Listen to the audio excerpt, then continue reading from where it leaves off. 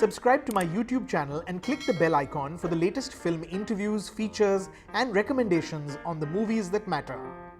Mr. Branagh, you're no stranger to adapting fantasy worlds to the screen, having made Thor, of course, the first Thor film. Given that Artemis Fowl, like Thor, is a story where the worlds of science and magic coexist in the same story, did that prepare you for this film? It did a little, to be honest, because it's a quite a perplexing thing to try and do, to make for an audience a plausible connection between 21st century people with cynicism and skepticism about what's possible, and yet we all live in a digital revolution where our worlds are changing in this profound way. We regard that as science. Does it ever turn into magic? That's a eternal human question and fascination. Thor has one way of looking at it, and Artemis Fowl and its roots in Ireland have this different way of doing it.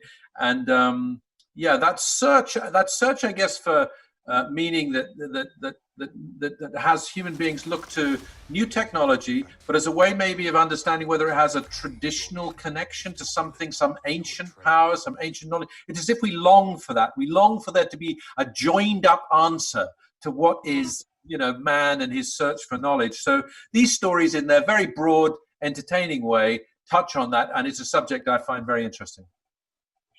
Like that film, like Thor, the Artemis Fowl film, of course, is in making it, you're sort of also setting up a larger franchise, if you like, a larger world.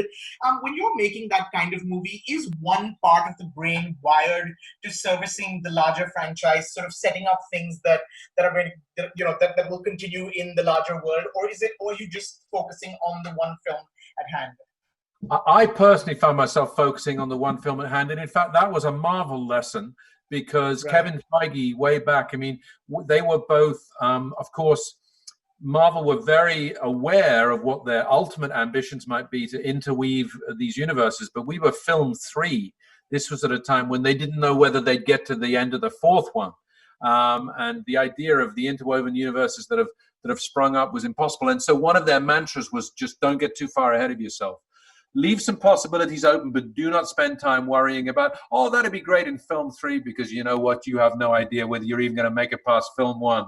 That's what I felt here. We know that Owen Colfer has left through the subsequent 7 books an amazing possibility of plot and incident and character. So it's all there waiting for us if this works out. But in the meantime, we're going to put all our eggs in this basket and hope for the best.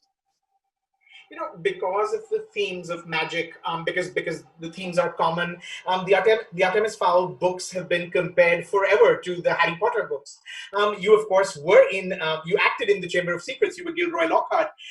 Did you, going into this one, going in as director, were you very clear that you didn't want them to stylistically, tonally, visually look anything alike? Well, it's a good question, and I suppose probably the answer is yes, because the books had that, association, partly because Harry Potter simply dominates the field of this kind of field of literature, rightly so. It's an amazing achievement. So I guess we wanted to be away from Gothic architecture. So we made ours a little more higgledy-piggledy, a little more anarchic, lunatic, Irish, and we make the energy of the movies, the pace of the Artemis Fowl film at 95 minutes is it's nice and crisp, yeah. Yeah, nearly an hour shorter than maybe those early Potters. I don't know, because we were trying something different. For me, it was a kind of a continuation of what I felt going to the movies, Saturday morning films that were the Indiana Jones kind of adventure, relentless, exhilarating incident. And all of that would take it away from the Gothic, and it would take it away from the concentration on the ancient and the predominant leaning on the magical, and keep you a little in a different world, which also was characterized by simply being Irish. So a little more wry, a little different, a little more askew, a little more absurdist. Right. Well, thank you, and all the best, and really looking forward to lots more. Thank you so much. That's all the time we have, unfortunately. Thank you. Bye-bye. Thank you.